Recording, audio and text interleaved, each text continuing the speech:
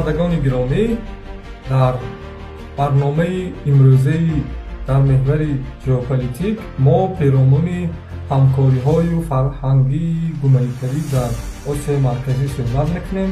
тавре маълум аст, бо сифатан беҳтар шудани муносибатҳои кишварҳои минтақа имрӯз як самти бисёр афзалиятнок ва аз нигоҳи ривоятсозиҳои мусбат муҳим ҳамкориҳои фарҳангии гуманитарӣ аст, чун пеш аз ҳама он густариши ҳамёрию ҳамкаламию эҷодии мардумони минтақаро фаро мегирад. бинобар ҳамин тасмим гирифтем дар ин бора бо Озод Ҳошимӣ, хабарнигор ва шореҳи сиёсӣ суҳбат кунем. хушомадед Озод ба барномаи мо ва бисёр сипос ки даъвати моро пазируфтед. ассалому алайкум Шералӣ, ташаккур барои даъват. бояд гӯям ки Озод Ҳошимӣ як хабарнигори бисёр хуби мо ҳастанд ки дар самти ҳамкориҳои фарҳангии гуманитарӣ дар чандин лоиҳаҳои минтақавӣ ширкат доштанд. ба худашон низ яке аз чунин лоиҳаҳоро ки бо фарогирии коршиносони 4 кишвар анҷом шуд мудирият карданд ва он бо номи Осияи Марказӣ бозии хурд ном дорад ва барои ривоятсозиҳои мусбат як нақши муҳимеро дошт ки гумон мекунам дар солҳои баъдӣ низ амин таъсири мусбати худро гум нахоҳад кард. дар умум ба назари шумо дар шароити имрӯза ҳамкориҳои фарҳангию гуманитарӣ байни кишварҳо то кадом дараҷа муҳиманд? ҳамкориҳои фарҳангии гуманитарӣ ина аҳамияташ дар он аст ки барои дигар ҳамкориҳо замина месозад. ҳаст соҳаҳое ки дар ҳамкориҳо хеле муҳим аст. ин худ ҳамин соҳаи худи ҳамкориҳои сиёсӣ, иқтисодӣ ва масалан дар минтақаи мо ҳамкориҳои амниятӣ хеле муҳим ҳаст. ва дар Осиёи Марказӣ баъди соли 2016 ҳамкориҳои давлатҳо хеле хуб шудааст дар масъалаи ҳамкориҳои сиёсӣ ва инчунин ҳамкориҳои иқтисодӣ низ хуб шуд истодааст. ҳамкориҳои фарҳангӣ гуманитарӣ гуфтам мумкин дар тренд ҳаст ҳозир. хеле масалан чорабиниҳои гуногун дигар баргузор шуд истодааст. ҳамкориҳои фарҳангӣ гуманитарӣ дар байни давлатҳо ё ин ки дар масъалаи ҳамгироии он ё ин минтақа аввалин дараҷа нест. онҳо заминасоз ҳаст, онҳо кӯмаккунанда ҳаст.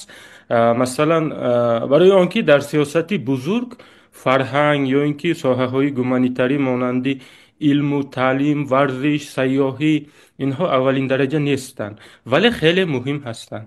агар ин нуктаи шуморо идома диҳем, пас барои мо мегуфтед ки чаро чунин тазод ба мушоҳида мерасад? яъне аз як тараф муҳим будани ҳамкориҳои фарҳангии гуманитарӣ ва аз ҷониби дигар он дар авлавияти рӯзномаи ҳамкориҳо қарор надоштан аст. ва агар аз ҳамин зовия нигоҳ кунем, шумо вазъи имрӯзаи ҳамкориҳои фарҳангии гуманитарӣ дар минтақаи моро чӣ гуна арзёбӣ мекунед ва кадом кейсҳои муваффақро номбар карда метавонед? хуб, дар Осиёи Марказӣ гуфтам мумкин ки ҳамкориҳои фарҳангии гуманитарӣ вобаста будааст ба ҳамкориҳои худи сиёсӣ. баъди он ки соли 2016 дар Ӯзбекистон ҳокимият шахси аввал дигар шуд, ба сари ҳокимият Шавкат Мирзиёев омад ва як сиёсати гуфтам мумкин дарҳои кушод, муносибати хуб бо ҳамсояҳо ва оҳиста бо ҳама давлатҳо муносибат хуб шуд ва байни дигар давлатҳо низ муносибат хуб шуд. як платформаи нав ташкил шуд, вохӯрии машваратии сарони кишварҳои Осиёи Марказӣ. ин ҳама ба ҳамкориҳои фарҳангӣ гуманитарӣ таъсири худро расонид ва гарчанд пеш замина буд, масалан дар даврони шӯравӣ дар байни кишварҳо ҳамун декадаҳо мегуфтанд, соҳаи ادیبان دیگرو 10 روز به کشوری دیگر سفر کرده و خوری ها میگذراندن تا اندازه چنین چاربینی ها احیا شد. حالا چنین حالت ها به نظر می رسد. مثلا به نزدیکی یک گروه زیاییان از تاجیکستان با سروری سفیر تاجیکستان در ازبکستان در سمرقند بودند، بخارا بودند، خیلی انجمن ها برگزار کردند. یا اینکه صنعتکاران یک کشور به همسایه کشور رفته در آنجا مثلا جشنواره ها یا دیگر چاربینی ها برگزار کرده باشند. یا اینکه هفته گذشته در شهر خوجند یک فورومی بزرگ اوید به سیاحی برگزار شد. در ساحه ورزش خیلی همکاری ها شده ایستاده است. و نزدیکی شنیدم که احتمال می رود که تاجیکستان و قرقیزستان مسابقه های خود اوید به فوتبال را شاید یک جایه می گذرانند محاکمه داشتند. یا اینکه تاجیکستان، ازبکستان و قرقیزستان برای یک جایه گذرانیدن چمپیونات آسیا اوید به فوتبال درخواست داد. و عادتا در خوجند زیاییان مثلا وابسته به دوستی جامی و نوایی و مانند چنین موضوع ها همیشه انجمن های ادبی فرهنگی برگزار میکنند. یک جای من مثال ها آورده میتونم که یک جای کتاب ها چاپ میکنند. مثلا تجربه یک کتاب مهرنامه نام دارد. مهرنامه به یاد ایجادکاران جیزخ و سوخت، یعنی که یک گروه ایجادکاران بهترین ولایت جیزخ ازبکستان و ولایت سوخت و تاجیکستان را گرفته یک جای کتاب چاپ کردند. با بهانه تقدیمات این کتاب واخوری ها شد در هر دو کشور. چون این همکاری ها بعد انمین سال 2016 خوب شده است و یک چاربینی بزرگ انمین سال جاری در خوجند با اشتراک پرزیدنت هانی سه کشور تاجیکستان، ازبکستان و قرقیزستان نوروز را جشن گرفتند. یک چاربینی خیلی بزرگ بود و احتمال می رود که این به یک عنعنه تبدیل می یابد. چنین همکاری ها، چنین کیس ها خیلی زیاد است. در مجموع گفتم ممکن که سال به سال در ساحه های فرهنگی گومانیتری همکاری ها خوب شد ایستاده است. بسیار سپاس. طور معلوم است محتوای ҳамкориҳои фарҳангии гуманитарӣ ва тамоми дигар ҳамкориҳо иштирокдорони хоси худашро доранд. ва барое ки ба шунавандаи мо ин масъала як андоза равшан шавад, биёед пиромуни амин иштирокдорони амин раванд суҳбат мекунем.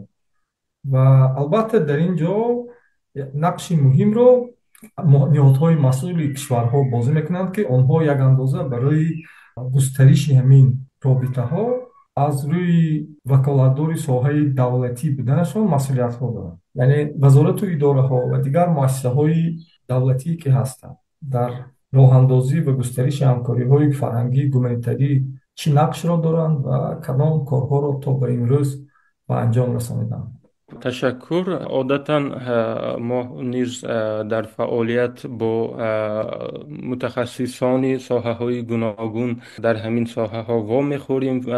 تبادل فکر و اندیشه می شود و بسیار غایه های بسیار تشبس های تکلیف های خوب محاکمه می شود، ولی متاسفانه نه همه آنها عملی می شود.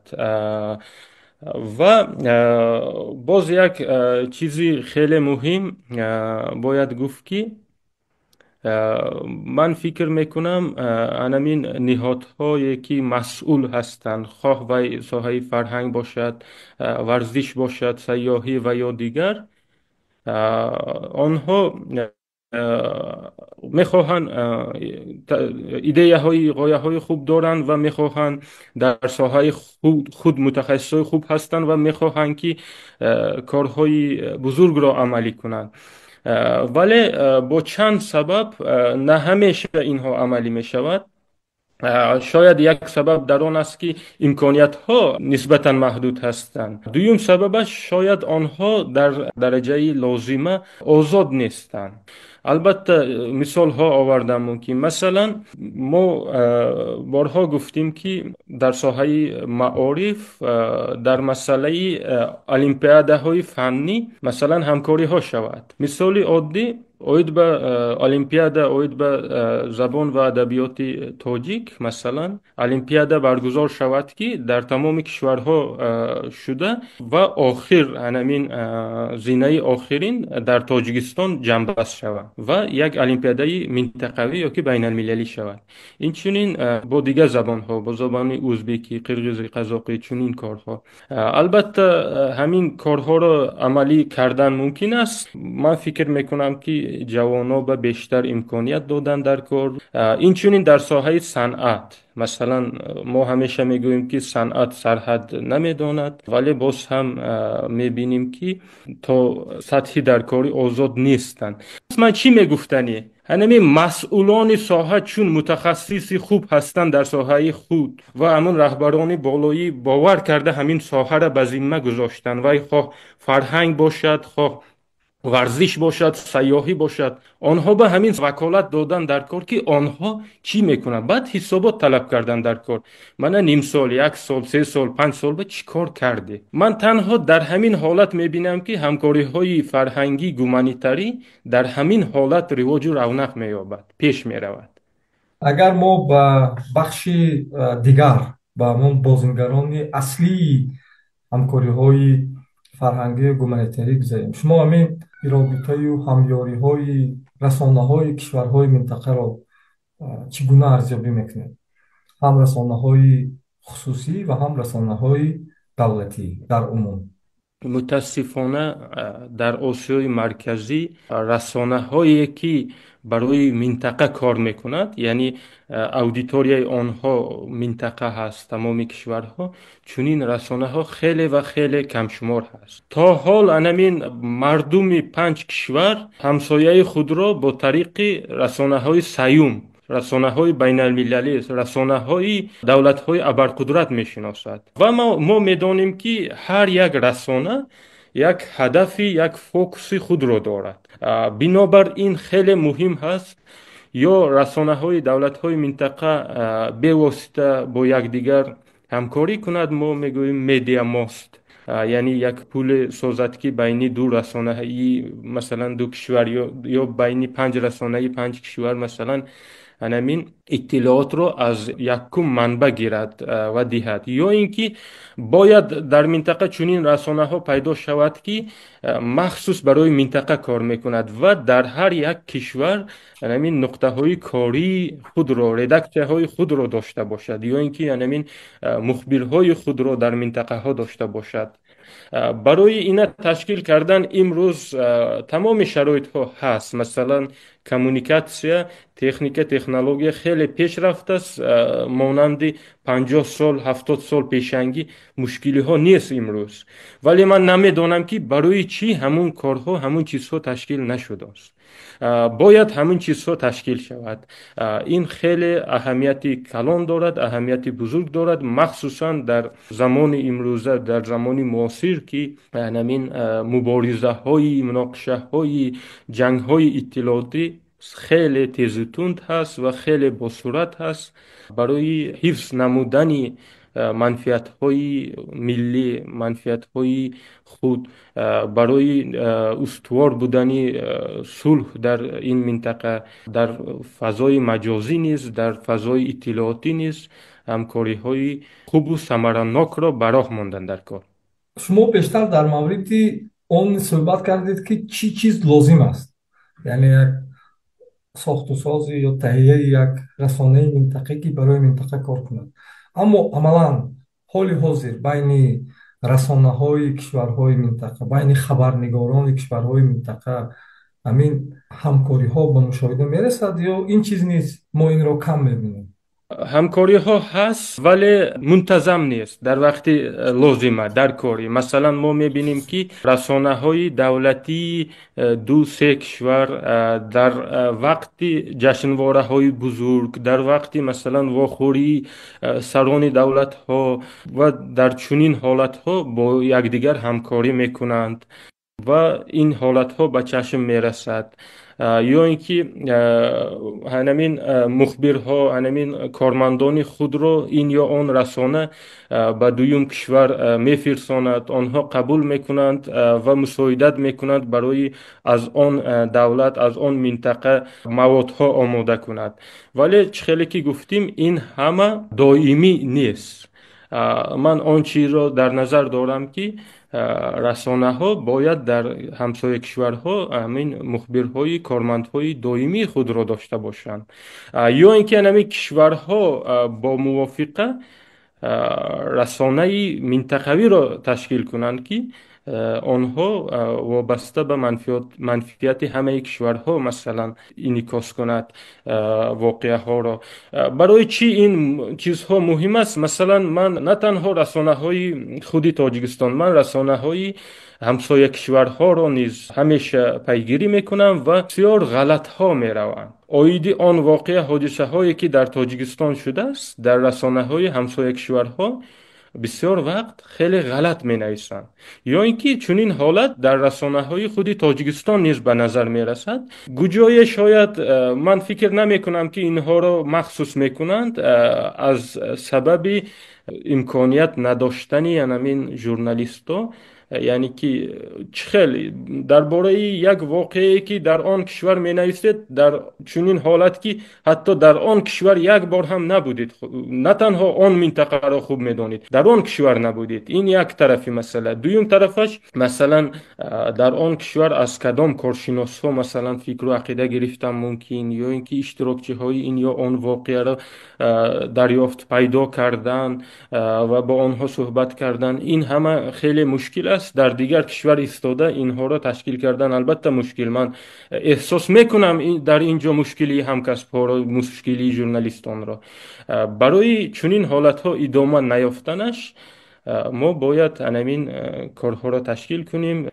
солҳои охир мо шоҳиди баргузории чандин ҳамоишҳои созмонҳои ҷомеаи шаҳрвандии кишварҳои минтақа будем ва инҷо ҳамин як раванди бисёр аҷиб ба мушоҳида мерасад, ки аксарияти ин нишастҳо ва ин ҳамоишҳое ки баргузор мешаванд бо ширкати ё ҷонибҳои сеюм ё бо давлату маблағгузории онҳо баргузор мешавад. агар мо аз ҳамин зовия ба масъала нигоҳ кунем, шумо ҳамин ҳамкориҳои созмонҳои ҷомеаи шаҳрвандии минтақаро чӣ гуна арзёбӣ мекунед?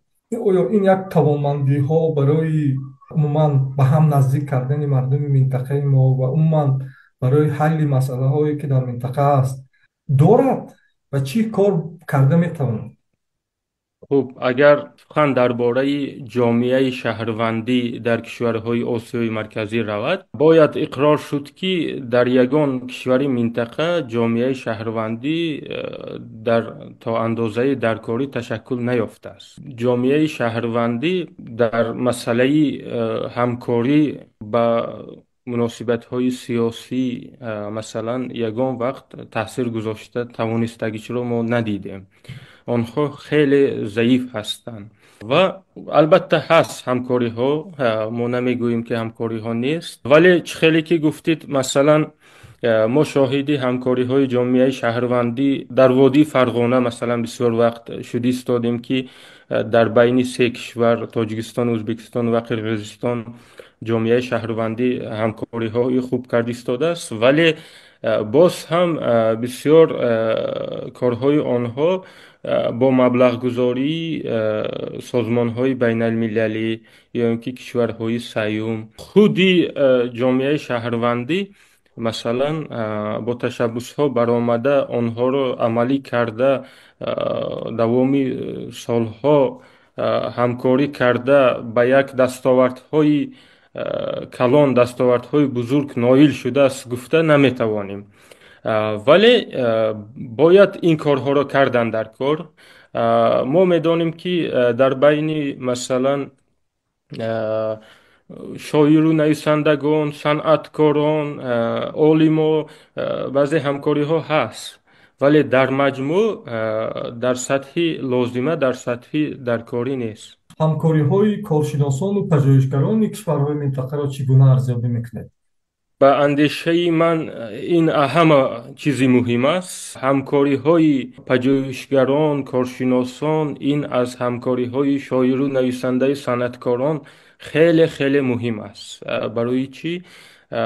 Барои он ки дар минтақа масъалаҳо, мушкилиҳо хеле зиёд ҳаст ва барои ҳалли онҳо, барои нигоҳ доштани сулҳу субот дар ин минтақа, барои пешравии кишварҳо, барои сиёсатмадорон, барои элитаи кишварҳо намин кӯмаки ин мутахассисон, коршиносон, падҷӯҳишгарон хеле лозим ҳаст ва онҳо ҳамкорӣ мекунанд. Онҳо одатан мо мебинем ки дар конферансу, семинару, тренингҳо якҷоя иштирок мекунанд, якдигарро даъват мекунанд ва ҳамкорӣ мекунанд, вале боз ҳам бисёр масъалаҳое ки, бисёр чизҳое ки онҳо дар ин вохӯриҳо, дар ин анҷуманҳо мегӯянд, амалӣ намешавад. Вале ин ҳам табист. Шояд 100 чизро, 100 версияшро, 100 варианташро муҳокима мекунӣ ва аз он 1-2 чизро сиёсатмадорон гирифта амалӣ кунанд. Инам албатта хуб аст. Ва дар маҷмӯъ агар гӯем ки ҳамкориҳои падҷӯҳишгарон ва коршиносон, ин масъала низ ба андешаи мо беҳбудӣ мехоҳад. Шояд дар ин масъала низ ягон ниҳод, ягон институт бошад ки тасаввур кардем, институти якҷоя ки дар он ҷо мутахассисон аз тамоми кишварҳо шомил бошанд ва якҷоя ин ё он масъалаҳоро баррасӣ кунанд. Масалан, дар расонаҳо мебинем ки баъзе мавзӯъҳоро гирифта нашр мекунанд, мебардоранд, менависанд. Мана ҳафтаи гузашта дидем ки боз масъалаи ноби роғун дар бораи он нависта шудааст ва баъзе расонаҳои кишвари ҳамсоя иқтибос ба баъзе созмонҳои байналмилалӣ ин масъаларо боз ҳам навистанд. дар ҳамин ҳолат масалан аудитория, мардуми оддӣ намедонад ки дар асл масъала чист. Дар ин ҷо масалан коршиносони камаш, коршиносони 2 кишвар ё ин ки 3 кишвар ин масъаларо таҳлил кунанд ва чунин маводҳоро ба аудитория пешниҳод карданд дар кор ки барои чӣ ин мавзӯъро бардоштанд ва дар асл ҳақиқат чи аст. Умуман ё ин ки хатарҳои ҷиддӣ ҳаст барои минтақа, боз ҳам ин радикализм, экстремизм, терроризм ё ин ки ҳамин ҷанги иттилоотӣ, чунин масъалаҳо хеле зиёд. Дар ин масъалаҳо низ ҳамкории мутахассисон хеле муҳим аст. Хулоса, агар ҳанамин як институт ташкил шавад ва аз ҳама кишварҳо падҷӯҳишгару коршиносон ҷалб шаванд ва онҳо доимӣ бояд кор кунад. Ин як ваи касбӣ бошад ки онҳо ҳамеша кор карда таҳлилҳо, анализҳоро ба ҳамаи давлатҳо баробар дастрас бошад. Фикр мекунам эҳтиёҷ ҳаст ба ин чизҳо. ба унвони саволи охирин, дар пасманзари беҳбуди ҳамкориҳои минтақавӣ шумо дурнамои робитаҳои фарҳангию гуманитарӣ дар Осиёи Марказиро чӣ гуна мебинед? бояд гуфт ки ҳамкориҳои фарҳангии гуманитарӣ дар Осиёи Марказӣ аз ҳамкориҳои сиёсӣ вобаста аст. Мо дар таҷриба дидем ки ҳамкориҳои сиёсӣ хуб, ҳамкориҳои фарҳангӣ гуманитарӣ низ ҳаст.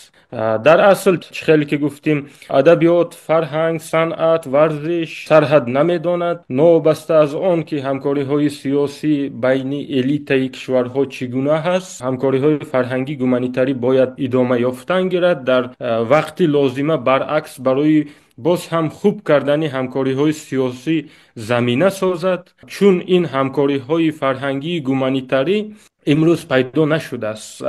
ин халқҳои минтақа дар давоми ҳазорсолҳо дар ин макон якҷоя зиндагӣ карданд ва ин мероси аҷдодӣ аст ва ба ин мероси аҷдодӣ, ба ин ҳамкориҳо бояд чизе дахл накунад. бисёр сипос. ёдовар мешавем ки дар подкасти мо ҳузур доштанд Озод Ҳошимӣ, хабарнигор ва шореҳи сиёсӣ, ва мо пиромуни мавзӯи ҳамкориҳои фарҳангии гуманитарӣ дар Осиёи Марказӣ суҳбат кардем ва бори дигар Озод, барои шумо бисёр сипос ки даъвати моро пазирифтед ва фикру назари худро дар бораи ин мавзӯъ баён кардед.